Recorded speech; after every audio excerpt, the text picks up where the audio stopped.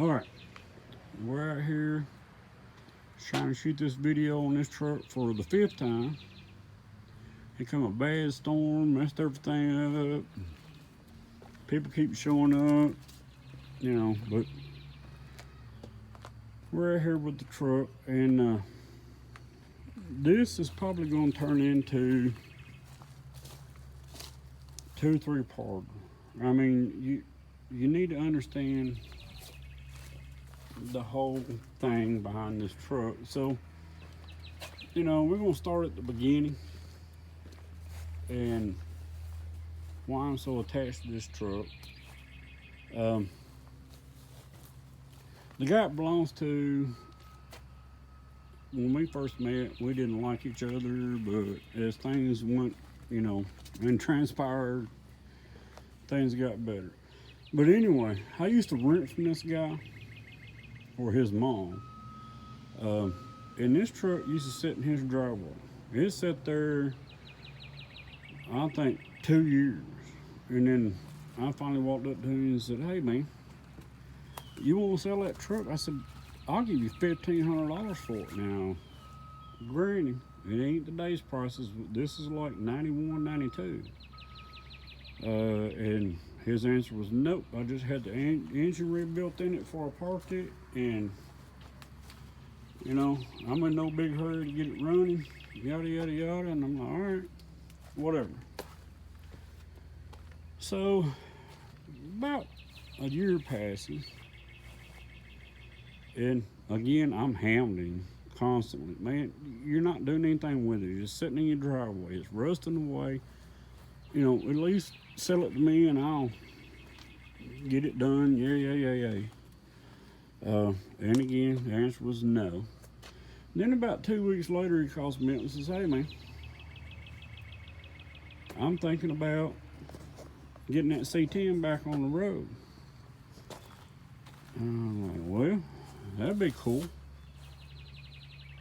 And he says, "Well, would you mind helping? I know you know how to work on cars and stuff." He said, "I just want to get it started, make sure the transmission's okay, all that kind of stuff, brakes, brake lines, because like I said, and I think the last video, there's not a thing on this truck I ain't touched." So anyway, I think it was maybe the middle of summer, about 92. He pulls it up to the rental property where I'm renting from him, and he goes, "All right, here we go." So I get the engine running, check transmission out, everything's fine. The brake lines were just completely rusted from front to back. So replaced all them from the metering block on the master cylinder all the way through the truck. So we get all that done. I replace all the rubber lines. I replace brake springs, new brakes, wheel cylinders in the front, re-greased the bearings, and I mean, we went through it. So then when he decided it was, it's good enough to get back on the road, he decides he don't want the interior. The interior is just crap. I don't like the green. So we come out here, and I just told him, I said, "Well, if you don't like it," and we do have a new dash pad. "If you don't like it, man, just grab some rattle cans and some primer and a bunch of sandpaper, man, and we'll just go to town on this thing." So he goes and gets all that crap,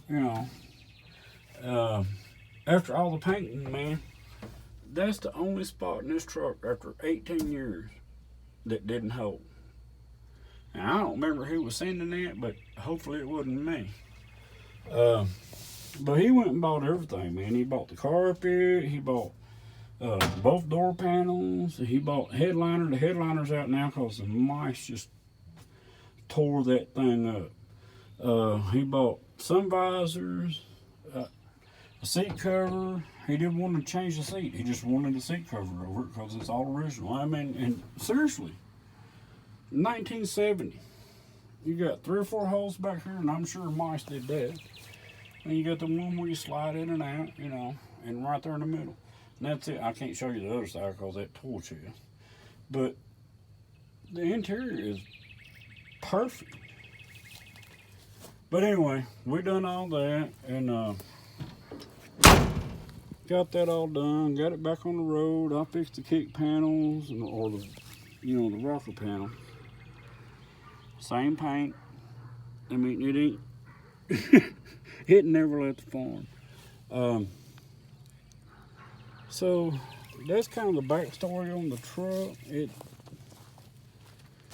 There is so much more to this thing that, you know, when well, I got kind of off track. I'm sorry. Y'all gonna have to pardon me. I stumble on my words. I'm just thinking the whole time I'm shooting this stuff, and I can't turn the darn camera around. I don't know why it won't let me do that, so I can just talk to you all. Let's see. Interior, brakes. Oh, so while he's trying to get this truck done, and I'm working on it and all this stuff, his brother passes away. All right, that kind of sucks you into the whole situation. And they had like 20 something acres to back out and all this stuff, and so what he had to do was park the truck. And he's again parked it back in the yard. I helped him through getting all that stuff done, and you know, getting the back in the house, getting it to the sale and settle. It was a long summer. So him and his brother used to do, like, they used to sell, it was a private company, they used to sell like double cola, ski, and if you're a ski fan, you're my man. But double cola, ski, Yahoo, you know, those kind of drinks.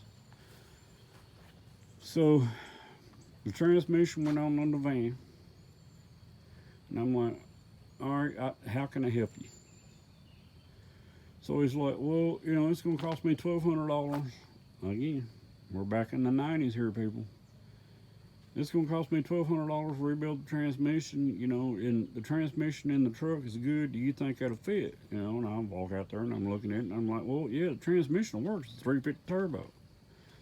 I said, but we got to change the tail shaft and all that. So we get all that done. Of course, we've parked the truck. Just gave up on the whole project. So I jerked the transmission out and changed what needs to be changed in it. And we throw it up in that van, and the truck has just been sitting in the barn ever since. He came to me about a month later and says, hey, let's go ahead and jerk that motor out, and we'll set it on a motor stand and set it in the garage over here, and then we'll just move the truck up to the barn. And that's what we did. The motor sat there in that garage for a good 18 years with the exhaust and everything off of it. And you know, I told him when we took it out, I said, main thing you need to do is keep this thing dry, because we had the exhaust off of it, did have the breather and all that stuff, but we had the exhaust off of it, and mine, you know, was don't let water or moisture get up in them valves, because it's going to cause havoc with the valves, valve guides. If y'all know cars, you know what I'm talking about. So anyway, we'll let that go, and I take it out, put it on the stand, we put it in the corner.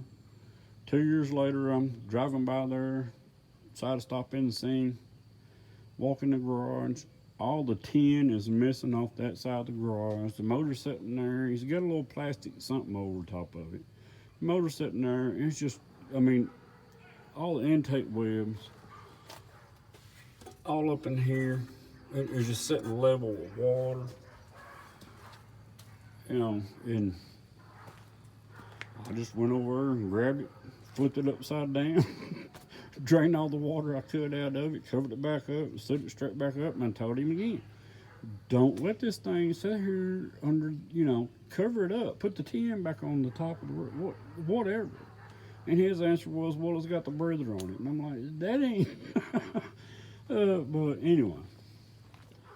So, that kind of covers that. And like I said, man, I shot this video 2 or 3 times. And every time it come out almost an hour. So, I figured, let's just do a 2-3 parter. Walk around this thing, what I've done, what I haven't done. Next one will be what we done to get it here and all that stuff. And then the third one will be what all kind of problems we had putting the darn thing back together. But like I said in that last video, when I told y'all about the name change, this ain't my first rodeo with this truck. And I've tried to buy it many times, like I said before. But, he called me up and said, hey, man, I want to put this thing back together. And I was, all right, whatever. And I'm in it for the long haul. We'll get it done, and it'll be a nice truck. It might be a little bit redneck engineer, but it'll be a nice truck, and it'll do him good for, another 15 years, 20. But anyway, there's part 1. We'll cover all the crap, like I said. But anyway, I hope y'all are doing good out there, and man, keep the chin up and the wrench is turning. We'll see you in a little while.